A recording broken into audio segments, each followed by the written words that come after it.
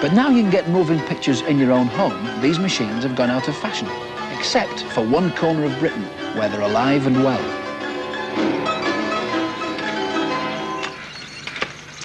And this is a modern mechanical moving model. I'll just shove another 10 pence to keep it going a bit longer.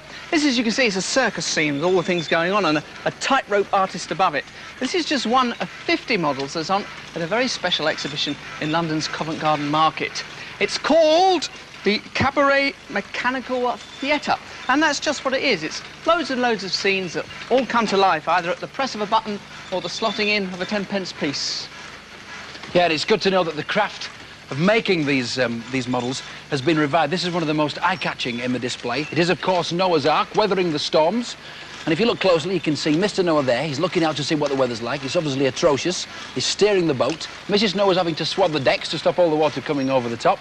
And then the animals are all hiding in the warmth of the portholes, just having a look out. The snake here, look, is so big and so long, he's had to put his head through one porthole and his tail through the other. And somebody else who looks like they're going through all the storms is the aquatic taxi. That's the name of this piece down here. And then it looks a bit like the Isle of Man tin bath race. And they're going to the beach. So those two really do make a good watery double act. And also water's been the inspiration for this piece. This is called the shipwreck wave machine. If you look at it too closely, you could become a bit seasick.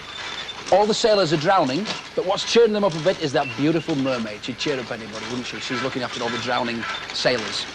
But I think the most fantastical design has got to be this skeleton. If you look at it at first, you think, well, that's not much to look at. But then when you look closely and you see what the skeleton's doing, inside is eating all these people. They're becoming his intestines. And they're going all the way down into the bowels of hell, a bit like the BBC canteen. And what are the demons eating? Are they eating bits of the people that have been eaten? Or are they eating junk food? Somebody's playing pool, somebody's watching the television. There's brown sauce and red sauce and salt and pepper. Incredible. Really puts you off your tea, doesn't it?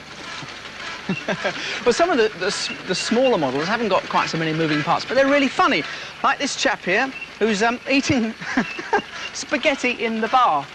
Very strange sort of thing to do. And as he lifts the spaghetti up to his mouth, you can see that out the taps is coming sort of tomato and ketchup. I don't know what it is. I think he's eating spaghetti carbonara.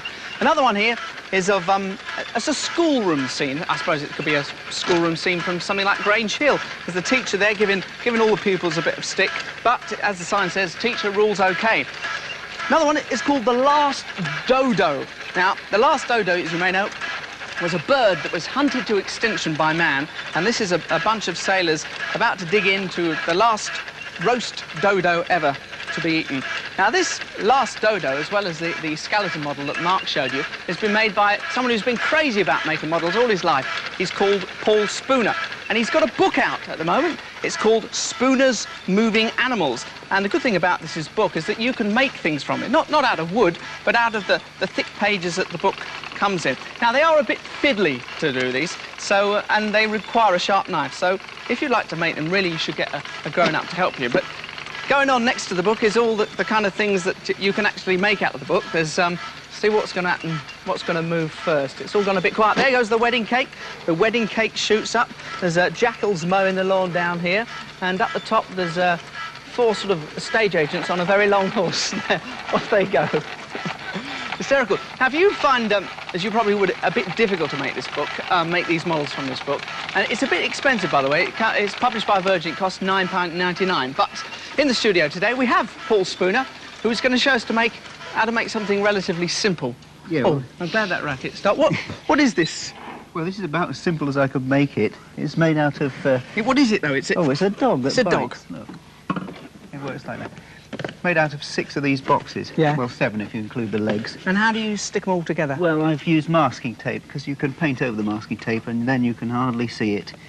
I suppose then you can paint it any colour that you want. Well, yes, it was meant to look like your dog, Bonnie, but I must have got the colours a bit wrong. We can change it later. What are his eyeballs made out of? Well, that's this kind of yoghurt carton with a little flange on the side so you can stick around it to hold it on. And these bits sticking up, what are they for? That's not quite finished here. If you take one of these socks... These are not yours? No, they're my son's. That's You'll his have me ears. back later. That's about it. Yeah. I'll get it right there. Very nice touch. Yes. Now, the bit that's difficult is the actual mechanics of it. How do we get the mouth to open and close? Well, you've got to take a bite out of there, so there's clearance for this jaw bit to work. I see. So I kind of lob off a corner of one of the two of the boxes. Yeah, not too hard. But what we've got to do now is make this mechanical bit. This is the engineering part. We slide this broomstick that's got this tin can screwed onto it and a handle on the end into here. You've got to steer it through the front end. All right. That's it. Push. That's it. Gone. Yep. Good. And then the bit of string loops around there. When you turn the handle, see, it pulls the string. It's moving now. Not too hard. Very good, that. Now, that obviously is probably a bit complicated, but if you'd like to make Paul Spooner's mechanical dog, just send a stamped address envelope and we'll send you out the details. Have we got anything else to show us? Well, this little spin-off technology here, that's a hippo made out of a potato, a hippotato, if you like, one ear gone, works on the same principle, matchsticks for teeth, paint inside. Another one of your inventions. He's lost one of his ears there, hasn't he? It's gone, yeah, we'll find it later. That's brilliant. Thanks for coming in today, Paul, with all your models. And they've started up again. Well, looking at these, it's obvious why some people are interested in mechanical models. And if you are, and you fancy seeing some of them a bit closer, or you fancy even having a go at working them, and you're in London over the holidays, then go along and see the Cabaret Mechanical Theatre. They are at Covent Garden Market, and they're there every day of the year, from 10:30 every day until 7 at night. Admission is £1 for adults, 50p for children. But as usual, if you've got your Blue Peter badge, you can get in for nothing.